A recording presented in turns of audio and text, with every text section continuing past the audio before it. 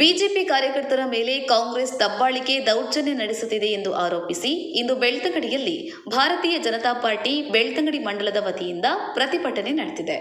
ಬೆಳ್ತಂಗಡಿಯ ಸಂತೆಕಟ್ಟೆ ಅಯ್ಯಪ್ಪಗುಡಿಯಿಂದ ತಾಲೂಕು ಆಡಳಿತ ಸೌಧದವರೆಗೆ ಜಾಥಾ ನಡೆಸಿ ಬಳಿಕ ಮಿನಿ ವಿಧಾನಸೌಧದ ಮುಂಭಾಗದಲ್ಲಿ ಪ್ರತಿಭಟನಾ ಸಭೆ ನಡೆಸಿದ ಸಾವಿರಾರು ಪ್ರತಿಭಟನಾಕಾರರು ರಾಜ್ಯ ಕಾಂಗ್ರೆಸ್ ಸರ್ಕಾರದ ವಿರುದ್ಧ ಧಿಕ್ಕಾರ ಘೋಷಣೆಗಳನ್ನು ಕೂಗಿದ್ದಾರೆ. ಈ ಸಂದರ್ಭದಲ್ಲಿ ಮಾತನಾಡಿದ ಹರಿಕೃಷ್ಣ ಬಂಟ್ವಾಳ ಅವರು, ಎಫ್ಐಆರ್ ಮೂಲಕ ಶಾಸಕರ ಬಾಯಿ ಮುಚ್ಚಿಸಲು ಸಾಧ್ಯ ಇದೆ ಎಂಬುದು ನಿಮ್ಮ ಭ್ರಮೆ ಎಂದು ರಕ್ಷಿತ್ ಶಿವರಾಮ್ ವಿರುದ್ಧ ಗುಡುಗಿದ್ದಾರೆ. ಬಿಜೆಪಿಯ ತಳಿ ಹಿಂದುತ್ವ. ನಾವು ಹಿಂದುತ್ವದ ಗರ್ಭದಲ್ಲಿ ಹುಟ್ಟಿದಂತ ಪಕ್ಷ ಭಾರತೀಯ ಜನತಾ ಪಾರ್ಟಿ. ಬ್ರಿಟಿಷರ ಗರ್ಭದಿಂದ ಹುಟ್ಟಿದಂತ ಪಕ್ಷ ಕಾಂಗ್ರೆಸ್. ಆದ ಕಾರಣವೇ ಅವರಿಗೆ ಪಾಕಿಸ್ತಾನ ಜಿಂದಾಬಾದಿನ ಮೇಲೆ ಪ್ರೀತಿ. ಹಿಂದುತ್ವದ ಪಕ್ಷ ಆಗಿರತಕ್ಕಂಥ ಬಿಜೆಪಿಗೆ ಭಾರತೀಯ ಜನತಾ ಪಾರ್ಟಿ ಇವತ್ತು ಅದಕ್ಕೆ ಹತ್ತಿರವಾಗಿದೆ. ನಾವು ಯೋಚನೆ ಮಾಡ್ತೇವೆ, ಕಳೆದ ಚುನಾವಣೆಯಲ್ಲಿ ಇಲ್ಲಿ ಬೆಳ್ತಂಗಡಿಯಲ್ಲಿ ಜಾತಿ ರಾಜಕಾರಣ ಪ್ರಾರಂಭ ಮಾಡಿದ್ರು, ಕೋಮು ರಾಜಕಾರಣ ಪ್ರಾರಂಭ ಮಾಡಿದ್ರು. ಆದ್ರೆ ಮೊನ್ನೆ ನಡೆದಂತ ಲೋಕಸಭಾ ಚುನಾವಣೆ ನಮ್ಮ ಪಂಚವರ್ಣದ ತುಳುನಾಡಿನಲ್ಲಿ ಜಾತಿ ರಾಜಕಾರಣಕ್ಕಾಗಲಿ ಕೋಮು ರಾಜಕಾರಣಕ್ಕಾಗಲಿ ಜಾಗ ಇಲ್ಲ ಅನ್ನೋದನ್ನ ತೋರಿಸಿಕೊಟ್ಟಂತ ಒಂದು ಜಿಲ್ಲೆ ರಾಜ್ಯದಲ್ಲಿ ಅದು ದಕ್ಷಿಣ ಕನ್ನಡ ಜಿಲ್ಲೆ ಮತ್ತು ಉಡುಪಿ ಜಿಲ್ಲೆ. ಬಂಧುಗಳೇ, ಎಫ್ಐಆರ್ ಹಾಕಿ ಒಬ್ಬ ಶಾಸಕರ ಬಾಯಿ ಮುಚ್ಚಿಸುವಂತ ಕೆಲಸ ಆಗಬಹುದು ಅನ್ನುವಂತಹ ಇಲ್ಲಿ ಮಲ್ಲೇಶ್ವರದಿಂದ ಇಲ್ಲಿಗೆ ಬಂದಂತಹ ಒಬ್ಬ ಕುವರ ಅವರಿಗೆ ಆಗತ್ತನ್ನಿದ್ರೆ ಅದು ಅವರ ಭ್ರಮೆ ಅನ್ನೋದನ್ನ ಈ ಸಂದರ್ಭದಲ್ಲಿ ಹೇಳಲಿಕ್ಕೆ ನಾನು ಇಷ್ಟಪಡ್ತಾ ಇದ್ದೇನೆ. ಪ್ರತಿಭಟನೆಯನ್ನ ಉದ್ದೇಶಿಸಿ ಮಾತನಾಡಿದ ಶಾಸಕ ಹರೀಶ್ ಪೂಂಜಾ ಅವರು, ವಸಂತ ಬಂಗೇರ್ ಅವರು ಶಾಸಕರಾಗಿದ್ದಾಗ ಬೆಳ್ತಂಗಡಿಯಲ್ಲಿ ದ್ವೇಷದ ರಾಜಕಾರಣ ಮಾಡಿಲ್ಲ. ಆದರೆ ಕಳೆದ 1 ವರ್ಷದಿಂದ ದ್ವೇಷದ ರಾಜಕಾರಣ ನಡೀತಾ ಇದೆ. ಬಿಜೆಪಿ ಕಾರ್ಯಕರ್ತರ ಮೇಲೆ ವಿನಾಕಾರಣ ಕೇಸ್ ದಾಖಲಾಗ್ತಾ ಇದೆ. ಇದಕ್ಕೆ ಕಾರಣ ಮಲ್ಲೇಶ್ವರಂನಿಂದ ಆಗಮಿಸಿದ ರೌಡಿ ಪುಡಾರಿ ಎಂದು ರಕ್ಷಿತ್ ಶಿವರಾಮ್ ವಿರುದ್ಧ ಆಕ್ರೋಶ ವ್ಯಕ್ತಪಡಿಸಿದ್ದಾರೆ. ಇದರ ಜೊತೆಗೆ ಪೊಲೀಸರಿಗೆ ಕಾನೂನಿನ ನಿಯಮದಂತೆ ಕೆಲಸ ಮಾಡಿ ಎಂದು ವಾರ್ನಿಂಗ್ ಕೊಟ್ಟಿದ್ದಾರೆ. 2 ತಿಂಗಳ ಹಿಂದೆ ಒಂದು ಹೋರಾಟ ಆಗಿತ್ತು. ಭಾರತೀಯ ವಿದ್ಯಾರ್ಥಿ ಪರಿಷತ್ನ ಕಾರ್ಯಕರ್ತರು ನೇಹಾ ಹತ್ಯೆಯನ್ನು ಖಂಡಿಸಿ ಒಂದು ಪ್ರತಿಭಟನೆಯನ್ನು ಬೆಳ್ತಂಗಡಿಯಲ್ಲಿ ಮಾಡಿದ್ರು. ಅಂತ ವಿದ್ಯಾರ್ಥಿಗಳು ನೇಹಾ ಹತ್ಯೆಯನ್ನು ಮಾಡಿರ್ತಕ್ಕಂಥ ಆರೋಪಿಗಳನ್ನು ಬಂಧಿಸಬೇಕು, ನೇಹಳಿಗೆ ನ್ಯಾಯ ಸಿಗಬೇಕೆನ್ನುವಂತಹ ಹೋರಾಟವನ್ನು ಮಾಡಿರ್ತಕ್ಕಂಥ ನಮ್ಮ ಮನೆಯ ಮಕ್ಕಳು, ವಿದ್ಯಾರ್ಥಿ ಪರಿಷತ್ನ ಕಾರ್ಯಕರ್ತರು, ಕಾಲೇಜುಗಳಲ್ಲಿ ಓದ್ತಕ್ಕಂಥ ಮಕ್ಕಳ ಮೇಲೆ 2 ತಿಂಗಳ ನಂತರ ಪೊಲೀಸ್ ಇಲಾಖೆಯನ್ನು ಉಪಯೋಗ ಮಾಡಿ ಎಫ್ಐಆರ್ ಮಾಡ್ತೀರ ಅಂತ ಹೇಳಿದ್ರೆ ಆ ಮಕ್ಕಳ ಶಾಪ ನಿಮಗೆ ತಟ್ಟದೇ ಇರ್ತದ? ಆ ಮಕ್ಕಳ ಶಾಪ ತಟ್ಟದೇ ಇರ್ತದ ನಿಮಗೆ? ಈ ರೀತಿಯ ದ್ವೇಷದ ರಾಜಕಾರಣ ಮಾಡಬೇಡಿ. ಈ ರೀತಿಯ ದ್ವೇಷದ ರಾಜಕಾರಣ ಮಾಡಿದ್ರೆ ಇದು ಧರ್ಮದ ಮಣ್ಣು, ಇದು ಧರ್ಮದ ಮಣ್ಣು. ಯಾರು ಅಧರ್ಮದಿಂದ ನಡ್ಕೊಳ್ತಾರೋ ಆ ಅಧರ್ಮದಿಂದ ನಡ್ಕೊಳ್ತಕ್ಕಂಥ ವ್ಯಕ್ತಿಗಳನ್ನು ಸಂಹಾರ ಮಾಡತಕ್ಕಂಥ ಕೆಲಸವನ್ನ ದೈವ ದೇವರು ಮಾಡ್ತಾರೆ ಎನ್ನುವಂತ ವಿಶ್ವಾಸ ಉಳಿಸಿಕೊಂಡಿರ್ತಕ್ಕಂಥ ಮಣ್ಣು ಬೆಳ್ತಂಗಡಿ ವಿಧಾನಸಭಾ ಕ್ಷೇತ್ರದ ಬೆಳ್ತಂಗಡಿ ತಾಲೂಕಿನ ಮಣ್ಣು ಇದು. ಪ್ರಾಯಶಃ ನಾನು ಈ ಸಂದರ್ಭದಲ್ಲಿ ಹೆಚ್ಚು ಮಾತಾಡುವುದಿಲ್ಲ. ಒಂದು ವಿಚಾರವನ್ನು ಸ್ಪಷ್ಟವಾಗಿ ಹೇಳ್ತೇನೆ. ಇವತ್ತು ರಾಜ್ಯದಲ್ಲಿ ಕಾಂಗ್ರೆಸ್ ಮಾಡಿರ್ತಕ್ಕಂಥ ಕಾಂಗ್ರೆಸ್ನ ಆಡಳಿತ ಇವತ್ತು SC ಸಮುದಾಯ ST ಸಮುದಾಯಕ್ಕೆ ಮೀಸಲಿಟ್ಟಿರ್ತಕ್ಕಂಥ ಸಾವಿರಾರು ಕೋಟಿ ರೂಪಾಯಿ ಹಣವನ್ನು ಅಲ್ಪಸಂಖ್ಯಾತರ ಶ್ರೇಯಾಭಿವೃದ್ಧಿಗೆ 10,000 ರೂಪಾಯಿ ಕೋಟಿ ಕೊಡ್ತೇನೆ ಅಂತ ಘೋಷಣೆ ಮಾಡ್ತಾರೆ ಈ ರಾಜ್ಯದ ಮುಖ್ಯಮಂತ್ರಿ. ಮೊನ್ನೆ ಪೆಟ್ರೋಲ್ ಮತ್ತು ಡೀಸೆಲ್ಗೆ 3 ರೂಪಾಯಿ 3.5 ರೂಪಾಯಿ ಏರಿಕೆಯನ್ನು ಮಾಡಿದ್ರು. ನಾನು ಮತ್ತೆ ಇದನ್ನು ಪುನರುಚ್ಚಾರ ಮಾಡ್ತೇನೆ. SC ಸಮುದಾಯದ ST ಸಮುದಾಯದ ದುಡ್ಡನ್ನು ನೀವು ಅಲ್ಪಸಂಖ್ಯಾತರ ಅಭಿವೃದ್ಧಿ ಅಂತ ಹೇಳುವಂತ ಕಾರಣಕ್ಕೋಸ್ಕರ ಓಲೈಕೆ ರಾಜಕಾರಣ ಮಾಡಿ ನೀವು ಮುಸಲ್ಮಾನರಿಗೆ ಕೊಡ್ತೀರಂತಾದ್ರೆ ನಾಳೆ ನೀವು ಡೀಸೆಲ್ಗೆ ಮತ್ತು ಪೆಟ್ರೋಲ್ಗೆ ಏರಿಕೆ ಮಾಡಿರ್ತಕ್ಕಂಥ ದುಡ್ಡನ್ನು ಸಹ ಹಿಂದೂಗಳಿಗೆ ಕೊಡುವುದಿಲ್ಲ. ಮತ್ತೆ ನಿಮ್ಮ ಓಲೈಕೆ ರಾಜಕಾರಣದ ಮುಸಲ್ಮಾನರಿಗೆ ಕೊಡ್ಲಿಕ್ಕೆ ಇವತ್ತು ನೀವು ಬಕ್ರೀದ್ ಗಿಫ್ಟ್ ಅನ್ನು ನೀವು ನಿನ್ನೆ ಘೋಷಣೆ ಮಾಡಿರ್ತಕ್ಕಂಥದ್ದು ಎನ್ನುವಂಥದ್ದನ್ನು ಹೇಳ್ತೇನೆ ನಾನು. ಪ್ರಾಯಶಃ ನಾನು ಈ ಸಂದರ್ಭದಲ್ಲಿ ಸ್ಪಷ್ಟವಾಗಿ ಹೇಳ್ತೇನೆ, ಈ ರೀತಿಯ ದ್ವೇಷದ ರಾಜಕಾರಣ ಮಾಡತಕ್ಕಂಥ ಕಾಂಗ್ರೆಸ್ಸಿಗರಿಗೆ ತಕ್ಕ ಉತ್ತರವನ್ನು ನಾವು ಮುಂದಿನ ದಿನಗಳಲ್ಲಿ ಗ್ರಾಮಗಳಲ್ಲಿ ಜನಜಾಗೃತಿಯನ್ನು ಮೂಡಿಸುವ ಮೂಲಕ ನಾವು ಈ ತಾಲೂಕಿನ ಜನರಿಗೆ ಬೆಳ್ತಂಗಡಿ ತಾಲೂಕಿನಲ್ಲಿ ಆಗ್ತಕ್ಕಂಥ ದ್ವೇಷದ ರಾಜಕಾರಣವನ್ನು ತಿಳಿಸ್ತೇವೆ. ನಾನು ಈ ಸಂದರ್ಭದಲ್ಲಿ ಬೆಳ್ತಂಗಡಿಯ ಮಲ್ಲೇಶ್ವರಂನ ಕಾಂಗ್ರೆಸ್ಸಿಗರಿಗೆ ಹೇಳ್ತೇನೆ, ಸ್ವಾಮಿ, ಕಳೆದ 1 ವರ್ಷದಲ್ಲಿ ಅಭಿವೃದ್ಧಿಗೋಸ್ಕರ 1 ರೂಪಾಯಿಯನ್ನು ನಿಮ್ಮ ಸರ್ಕಾರ ಕೊಡ್ಲಿಲ್ಲ. ಎಸ್ಟಿ ಸಮುದಾಯದ ಅಭಿವೃದ್ಧಿಗೋಸ್ಕರ 1 ರೂಪಾಯಿಯನ್ನು ನೀವು ಕೊಡ್ಲಿಲ್ಲ. ಅದೆಷ್ಟೋ ಗ್ರಾಮೀಣ ಪ್ರದೇಶದ ಶಾಲೆಗಳು ಇವತ್ತು ಸೋರಿಕೆ ನೀರು ಸೋರಿ ಇವತ್ತು ಹಂಚು ಮಾಡು ಬೀಳುವ ಸ್ಥಿತಿಯಲ್ಲಿದೆ. ಅದಕ್ಕೂ 1 ರೂಪಾಯಿ ಅನುದಾನ ಕೊಡ್ಲಿಲ್ಲ. ಅದೆಷ್ಟೋ ಅಂಗನವಾಡಿಗಳು ಇವತ್ತು ಮಕ್ಕಳನ್ನು ಅಂಗನವಾಡಿಗೆ ಕಳಿಸದ ಸ್ಥಿತಿಯಲ್ಲಿ ಇವತ್ತು ಮೂಲಭೂತ ಸೌಕರ್ಯ ವಂಚಿತವಾಗಿದೆ ಅಂಗನವಾಡಿಗಳು. ಅದಕ್ಕೂ ನೀವು 1 ರೂಪಾಯಿ ಕೊಡ್ಲಿಲ್ಲ.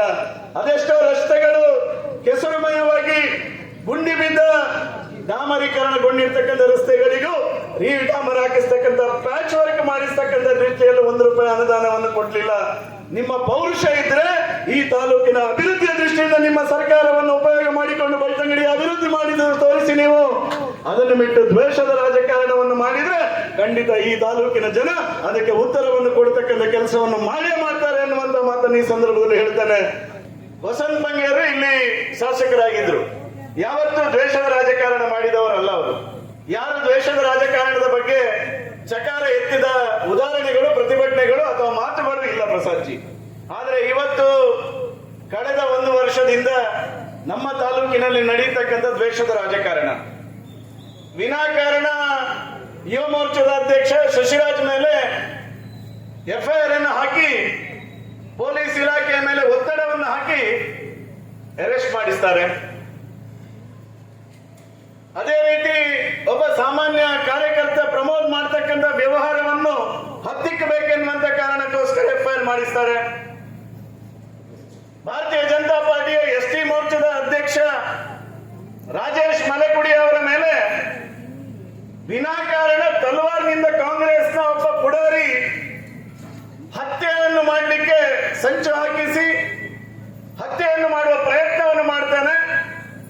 ಆ ಕಳಂಜದ ಉಮಾಮಹೇಶ್ವರ ದೇವರ ಆಶೀರ್ವಾದದಲ್ಲಿ 1 ಇಂಚು ಅಂತರದಿಂದ ಪ್ರಾಣಾಪಾಯದಿಂದ ರಾಜೇಶ್ ಪಾರಾಗ್ತಾರೆ. 1 ವರ್ಷದಲ್ಲಿ ಈ ರೀತಿ ಒಂದು ಜನಸಾಮಾನ್ಯರು ಕಾರ್ಯಕರ್ತರ ಮೇಲೆ ದ್ವೇಷದ ರಾಜಕಾರಣ ಮಾಡಿರ್ತಕ್ಕಂಥ ಈ ರೀತಿಯ ರಾಜಕಾರಣ ಪ್ರಾಯಶಃ ಕರ್ನಾಟಕ ರಾಜ್ಯದ ಯಾವುದೇ ವಿಧಾನಸಭಾ ಕ್ಷೇತ್ರದಲ್ಲಿ ನಡೆಯಲಿಕ್ಕೆ ಸಾಧ್ಯ ಇಲ್ಲ, ನಡೆದೂ ಇಲ್ಲ. ಪ್ರಾಯಶಃ ಇದಕ್ಕೆ ಕಾರಣ ಮಲ್ಲೇಶ್ವರಂನಿಂದ ಆಗಮಿಸಿರ್ತಕ್ಕಂಥ ಆ ರೌಡಿ ಪುಡಾರಿಯಿಂದಲೇ ಈ ರೀತಿಯ ರಾಜಕಾರಣ ನಡೀತಾ ಇದೆ ಅಂತ ನಾನು ಈ ಸಂದರ್ಭದಲ್ಲಿ ಹೇಳ್ತೇನೆ. ಪ್ರಾಯಶಃ ನಾನು ಈ ಸಂದರ್ಭದಲ್ಲಿ ಹೇಳ್ತೇನೆ, ದೇವರು ನಮ್ಮೊಟ್ಟಿಗೆ ಇದ್ದಾನೆ, ದೇವರು ನಮ್ಮೊಟ್ಟಿಗೆ ಇದ್ದಾರೆ. ಆ ಕಾರಣಕ್ಕೋಸ್ಕರನೇ ಶಶಿರಾಜ್ಗೆ ನ್ಯಾಯಾಲಯ ಜಾಮೀನನ್ನು ಕೊಡುತ್ತದೆ, ಪ್ರಮೋದಿಗೆ ನ್ಯಾಯಾಲಯ ಜಾಮೀನು ಕೊಡುತ್ತದೆ. ವಿನಾಕಾರಣ ರಾಜೇಶ್ ಮಲೆಕುಡಿ ಅವರ ಮೇಲೆ ಒಂದು ನೆನಪಿಟ್ಟುಕೊಳ್ಳಿ, ನಮ್ಮ ಮನೆಯ ಮಗಳನ್ನು, ನಮ್ಮ ಮನೆಯ ಮಗುವನ್ನು ವಿನಾಕಾರಣ ದ್ವೇಷದ ರಾಜಕಾರಣಕ್ಕೋಸ್ಕರ ಲೈಂಗಿಕ ದೌರ್ಜನ್ಯ ಎನ್ನುವಂತ ಹೆಸರಿನಲ್ಲಿ ಯಾವುದೋ ಒಬ್ಬ ಬೆಂಗಳೂರಿನ ಪುಡಿ ರೌಡಿ ಬೆಳ್ತಂಗಡಿ ಅವನು ಹೇಳಿದಾನೆ ಎನ್ನುವ ಕಾರಣಕ್ಕೋಸ್ಕರ ಒಬ್ಬ ತಂದು ಹಾಸ್ಪಿಟಲ್ ಅಲ್ಲಿ ಮಲಗಿಸಿ ಇವತ್ತು ಪೋಕ್ಸೋ ಕೇಸ್ ಹಾಕ್ತಕ್ಕಂಥ ಕೆಲಸವನ್ನು ಮಾಡ್ತಾರಂತ ಆದ್ರೆ ಇದನ್ನು ದೇವರು ಮೆಚ್ಚೋದಿಲ್ಲ. ನ್ಯಾಯಾಲಯವು ಸಹ ಪೋಕ್ಸೋ ಕೇಸಿನ ಅಡಿಯಲ್ಲಿ 5 ದಿವಸದಲ್ಲಿ ರಾಜೇಶ್ ಮಲೆಕುಡಿ ಅವರಿಗೆ ಜಾಮೀನನ್ನು ಮಂಜೂರು ಮಾಡುವ ಮೂಲಕ ಈ ರೀತಿಯ ದ್ವೇಷದ ರಾಜಕಾರಣವನ್ನು ನಾವು ಸಹಿಸೋದಿಲ್ಲ ಎನ್ನುವಂಥದ್ದನ್ನು ನ್ಯಾಯಾಲಯವು ಸಮೇತ ಇವತ್ತು ಭಾರತೀಯ ಜನತಾ ಪಾರ್ಟಿಯ ಕಾರ್ಯಕರ್ತರ ರಕ್ಷಣೆಗೆ ನಿಂತಿರತಕ್ಕಂಥದ್ದನ್ನು ನಾವು ಇಲ್ಲಿ ಈ ಸಂದರ್ಭದಲ್ಲಿ ಉಲ್ಲೇಖ ಮಾಡಬೇಕು ಬಂಧುಗಳೇ. ನಾನು ಈ ಸಂದರ್ಭದಲ್ಲಿ ಹೇಳ್ತೇನೆ, ಇವತ್ತು ಶಶಿರಾಜ್ ಬಿಡುಗಡೆಯಾಗಿ ಬಂದಿರತಕ್ಕಂಥದ್ದು, ಪ್ರಮೋದ್ ಆಂಟಿಸಿಪೇಟರಿ ಬೇಲ್ ಮೂಲಕ ಹೊರಗಡೆ ಬಂದಿರತಕ್ಕಂಥದ್ದು, ರಾಜೇಶ್ ಮಲೆಕುಡಿ ಅವರು ಆಂಟಿಸಿಪೇಟರಿ ಬೇಲ್ ಮೂಲಕ ಜಾಮೀನಿನ ಮೂಲಕ ಬಿಡುಗಡೆಗೊಂಡ್ರು ಇವತ್ತು ಆಸ್ಪತ್ರೆಯಲ್ಲಿ ಚಿಕಿತ್ಸೆಯಲ್ಲಿದ್ದಾರೆ, ಮಂಗಳೂರಿನ ಆಸ್ಪತ್ರೆಯಲ್ಲಿ ಚಿಕಿತ್ಸೆಯಲ್ಲಿದ್ದಾರೆ. ಇವರು ಎಷ್ಟು ದ್ವೇಷದ ರಾಜಕಾರಣ ರಾಜೇಶ್ ಮಲೆಕುಡಿ ಅವರ ಮೇಲೆ ಮಾಡಿದ್ರು ಅಂತ ಹೇಳಿದ್ರೆ, ಬೆನಕದಲ್ಲಿ ಅಡ್ಮಿಟ್ ಆಗಿದ್ರು ರಾಜೇಶ್ ಅವರು. ಬೆನಕದಲ್ಲಿ ಅಡ್ಮಿಟ್ ಆಗಿ ಇನ್ನೂ ಅವರ ಆಗಿರ್ತಕ್ಕಂಥ ಗಾಯ ವಾಸಿ ಆಗಿರಲಿಲ್ಲ. ಅದೇ ಸಂದರ್ಭದಲ್ಲಿ ಮಂಗಳೂರಿನ DHO ಮೂಲಕ ಈ ಕಾಂಗ್ರೆಸ್ನ ಸರ್ಕಾರದ ಮಂತ್ರಿಗಳು, ಬೆಳ್ತಂಗಡಿ ತಾಲೂಕಿನ ಕಾಂಗ್ರೆಸ್ನ ಪುಡೋರಿಗಳ ಆಜ್ಞೆಯ ಮೇರೆಗೆ DHO ಅವರು ಬೆನಕ ಆಸ್ಪತ್ರೆಯ ವೈದ್ಯಾಧಿಕಾರಿಗಳು ಹೇಳ್ತಾರೆ, ತಕ್ಷಣ ರಾಜೇಶ್ ಅನ್ನು ನೀವು ಡಿಸ್ಚಾರ್ಜ್ ಮಾಡಬೇಕು ಅಂತ ಹೇಳಿ.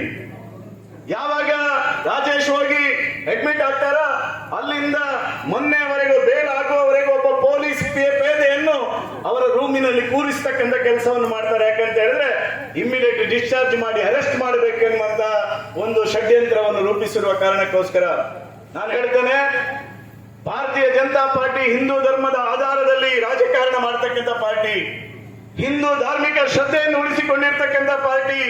ನೀವು ಯಾವುದೇ ರೀತಿಯಾಗಿರ್ತಕ್ಕಂಥ ಈ ರೀತಿಯ ಷಡ್ಯಂತ್ರಗಳನ್ನು ರೂಪಿಸಿದ್ರೆ ನಾವು ನಂಬಿರ್ತಕ್ಕಂಥ ದೇವರು ನಮಗೆ ರಕ್ಷಣೆಗೆ ಬರ್ತಾರೆ ಎನ್ನುವಂಥದ್ದಕ್ಕೆ 3 ಜನರಿಗೆ ಸಿಕ್ಕಿರ್ತಕ್ಕಂಥ ಜಾಮೀನು ಸಾಕ್ಷಿ ಎನ್ನುವಂಥದ್ದನ್ನು ನಾನು ಈ ಸಂದರ್ಭದಲ್ಲಿ ಹೇಳ್ತೇನೆ. ಬಂಧುಗಳೇ, ಒಂದು ಪಾರ್ಟಿಯ ಹೋರಾಟ ನಡೆದ್ರೆ ಅಥವಾ ಪರಿವಾರ ಸಂಘಟನೆಗಳ ಹೋರಾಟ ನಡೆದ್ರೆ ಎಷ್ಟು ಪೊಲೀಸ್ನವರು ಇರ್ತಾರಪ್ಪ ಅಂತ ಹೇಳಿದ್ರೆ ಅಬ್ಬಬ್ಬ ಅಂತ ಹೇಳಿದ್ರೆ ಒಂದು 10 ಜನ ಬೆಳ್ತಂಗಡಿಯ ಹೋರಾಟದ ಸಂದರ್ಭದಲ್ಲಿ ಪೊಲೀಸರು ಇರುವುದನ್ನು ನಾವು ಕಂಡಿದ್ದೇವೆ. ಆದರೆ ಇವತ್ತು ನಮ್ಮ ಈ ಹೋರಾಟದಲ್ಲಿ ಭಾಗವಹಿಸಿರ್ತಕ್ಕಂಥ ಪೊಲೀಸರ ಸಂಖ್ಯೆ ಎಷ್ಟು ಅಂತ ಹೇಳಿದ್ರೆ ಸುಮಾರು 2 ವ್ಯಾನ್ಗಳು ನನ್ನ ಕಣ್ಣೆದುರಿಗೆ ಕಾಣ್ತಾ ಇದೆ. ಸುಮಾರು 200ಕ್ಕಿಂತಲೂ ಹೆಚ್ಚು ಪೊಲೀಸ್ನವರು ಇದ್ದಾರೆ. ಇದರ ಈ ರೀತಿಯ ವ್ಯವಸ್ಥೆಗಳು ಇಲ್ಲಿ ನಿರ್ಮಾಣ ಆಗ್ಲಿಕ್ಕೆ ಕಾರಣ ಏನು ಅಂತ ಹೇಳಿದ್ರೆ ಬೆಳ್ತಂಗಡಿಯ ಭಾರತೀಯ ಜನತಾ ಪಾರ್ಟಿಯ ಕಾರ್ಯಕರ್ತರನ್ನು ಮುಟ್ಟಿದ್ರೆ ಯಾವತ್ತೂ ಬಿಡೋದಿಲ್ಲ, ನಾವು ರಸ್ತೆಗೆ ಇಳಿತೇವೆ ಎನ್ನುವಂತ ಭಾರತೀಯ ಜನತಾ ಪಾರ್ಟಿಯ ಶಕ್ತಿ ಇವತ್ತು ಈ ಮಟ್ಟದಲ್ಲಿ ಪೊಲೀಸ್ ಇಲಾಖೆಯನ್ನು ರಸ್ತೆಗಿಳಿಸ್ತಕ್ಕಂಥ ಪ್ರಯತ್ನ ಕಾಂಗ್ರೆಸ್ನವರು ಹೆದರಿ ಈ ರೀತಿಯಲ್ಲಿ ಮಾಡಿದ್ದಾರೆ ಎನ್ನುವಂಥದ್ದನ್ನು ನಾನು ಹೇಳ್ತಾ ಭಾರತೀಯ ಜನತಾ ಪಾರ್ಟಿಯ ಕಾರ್ಯಕರ್ತರ ಹೋರಾಟಕ್ಕೆ ಜಯವಾಗಿದೆ ಎನ್ನುವಂಥದ್ದನ್ನು ನಾನು ಈ ಸಂದರ್ಭದಲ್ಲಿ ಹೇಳಲಿಕ್ಕೆ ನಾನು ಇಷ್ಟಪಡ್ತೇನೆ. ಕಾಂಗ್ರೆಸ್ ಮಾಡಿರ್ತಕ್ಕಂಥ ಈ ರೀತಿಯ ದ್ವೇಷದ ರಾಜಕಾರಣವನ್ನು ಖಂಡಿತವಾಗಿಯೂ ನಾವು ಅದನ್ನು ಎದುರಿಸ್ತೇವೆ. ಮುಂದಿನ ತಾಲೂಕ್ ಪಂಚಾಯತ್, ಜಿಲ್ಲಾ ಪಂಚಾಯತ್ ಚುನಾವಣೆಯಲ್ಲಿ ಕಾಂಗ್ರೆಸ್ ಮುಕ್ತ ಬೆಳ್ತಂಗಡಿ ಮಾಡತಕ್ಕಂಥ ಸಂಕಲ್ಪವನ್ನು ಭಾರತೀಯ ಜನತಾ ಪಾರ್ಟಿಯ ಕಾರ್ಯಕರ್ತರು ಇವತ್ತಿನ ಈ ಹೋರಾಟದ ಮೂಲಕ ನಾವು ಕೈಗೆತ್ತಿಕೊಳ್ತೇವೆ ಎನ್ನುವಂತಹ ಮಾತನ್ನು ಈ ಸಂದರ್ಭದಲ್ಲಿ ಹೇಳ್ತಾ ಪ್ರಾಯಶಃ ಈ ರೀತಿಯ ರಾಜಕಾರಣವನ್ನು ನಿಲ್ಲಿಸಿ ಭಾರತೀಯ ಜನತಾ ಪಾರ್ಟಿ ಯಾವತ್ತಿದ್ರೂ ಜನಪರವಾಗಿ ಜನರ ಹಿತದೃಷ್ಟಿಯಿಂದ ಅಭಿವೃದ್ಧಿಯ ದೃಷ್ಟಿಯಿಂದ ಕೆಲಸ ಮಾಡತಕ್ಕಂಥ ಪಾರ್ಟಿ.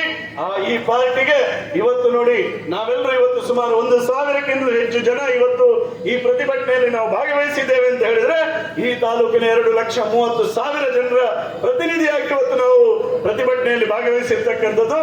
ಈ ಮೂಲಕ ಪೊಲೀಸ್ ಅಧಿಕಾರಿಗಳಿಗೆ ನಾನೊಂದು ಎಚ್ಚರಿಕೆಯನ್ನು ಕೊಡ್ತೇನೆ, ವಿನಂತಿಯನ್ನು ಮಾಡ್ತೇನೆ. ಕಾಂಗ್ರೆಸ್ ಸರ್ಕಾರ ಇದೆ ಎನ್ನುವ ಕಾರಣಕ್ಕೋಸ್ಕರ ಉಂಡಾಡಿ ಗುಂಡನ ರೀತಿಯಲ್ಲಿ ವರ್ತನೆ ಮಾಡಬೇಡಿ. ಕಾನೂನು ಏನಿದೆ, ಕಾನೂನಿನ ನಿಯಮಗಳೇನಿದೆ ಅದರ ಆಧಾರದಲ್ಲಿ ನೀವು ಕಾರ್ಯವನ್ನು ಮಾಡಿ. ಇಲ್ಲದಿದ್ರೆ ಮತ್ತೆ 3 ವರ್ಷ 4 ವರ್ಷದ ನಂತರ ಭಾರತೀಯ ಜನತಾ ಪಾರ್ಟಿಯು ರಾಜ್ಯದಲ್ಲಿ ಅಧಿಕಾರವನ್ನು ಮಾಡ್ತದೆ ಎನ್ನುವಂತ ನೆನಪನ್ನು ಇಟ್ಟುಕೊಂಡು ನೀವು ಆಡಳಿತವನ್ನು ಮಾಡಬೇಕೆನ್ನುವಂತಹ ಸೂಚನೆಯನ್ನು ಸಹ ಈ ಸಂದರ್ಭದಲ್ಲಿ ಹೇಳ್ತಾ ಈ ತಾಲೂಕಿನ ಕಾಂಗ್ರೆಸ್ಸಿಗರು ಯೋಚನೆಯನ್ನು ಮಾಡಿ ಈ ರೀತಿಯ ದ್ವೇಷದ ರಾಜಕಾರಣವನ್ನು ಬಿಟ್ಟು ಪ್ರೀತಿಯ ರಾಜಕಾರಣವನ್ನು ಮಾಡಿ ಎನ್ನುವಂತಹ ಮಾತನ್ನು ಈ ಸಂದರ್ಭದಲ್ಲಿ ಹೇಳ್ತಾ ಬಂದಿರತಕ್ಕಂಥ ಎಲ್ಲರಿಗೂ ನಾನು ವಿನಮ್ರಪೂರ್ವಕವಾಗಿರ್ತಕ್ಕಂಥ ಧನ್ಯವಾದಗಳನ್ನು ಸಲ್ಲಿಸ್ತಾ ಭಾರತ್ ಮಾತಾ ಕೀ, ಭಾರತ್ ಮಾತಾ ಕೀ, ಭಾರತ್ ಮಾತಾ ಕೀ. ದೇಶದ ರಾಜಕಾರಣ ಮಾಡುವ ಬೆಳ್ತಂಗಡಿ ಕಾಂಗ್ರೆಸ್ಸಿಗರಿಗೆ, ದೇಶದ ರಾಜಕಾರಣ ಮಾಡುವ ಬೆಳ್ತಂಗಡಿ ಕಾಂಗ್ರೆಸ್ಸಿಗರಿಗೆ, ದೇಶದ ರಾಜಕಾರಣ ಮಾಡುವ ಬೆಳ್ತಂಗಡಿ ಕಾಂಗ್ರೆಸ್ಸಿಗರಿಗೆ ಭಾರತ್ ಮಾತಾ ಕೀ. ಹೆಚ್ಚಿನ news ಅಪ್ಡೇಟ್ಗಾಗಿ Prajaprakash news YouTube channel ಅನ್ನು ಸಬ್ಸ್ಕ್ರೈಬ್ ಮಾಡಿ ಮತ್ತು ಬೆಲ್ ಬಟನ್ ಕ್ಲಿಕ್ ಮಾಡಿ.